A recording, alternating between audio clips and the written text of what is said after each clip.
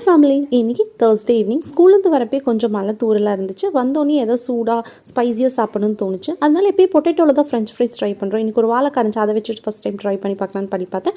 லைட்டாக வாழைக்காவை நீட்டமாக கட் பண்ணி வேக வச்சு நல்லா எண்ணெயில் போட்டு பொரிச்சு எடுத்துகிட்டு உப்பு மிளகாத்தூள் பெப்பர் போட்டு சாப்பிட்டு பார்த்தோம். நல்லா இருந்துச்சு. நாங்கள் ஃப்ரெஷ் ஆகிட்டு பசங்களும் நானும் சந்தைக்கு கிளம்பியாச்சு.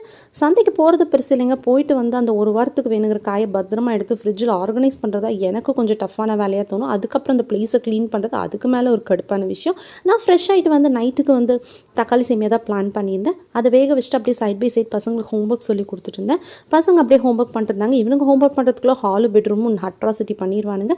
அதுக்கப்புறம் யாஷ்குட்டி வந்து தக்காளி சேமியாவில் எக் போட்டு வேணும்னாரு. ரித்துக்குட்டி எனக்கு சேமியா வேணாம் மேகி தான் வேணும்ட்டாரு.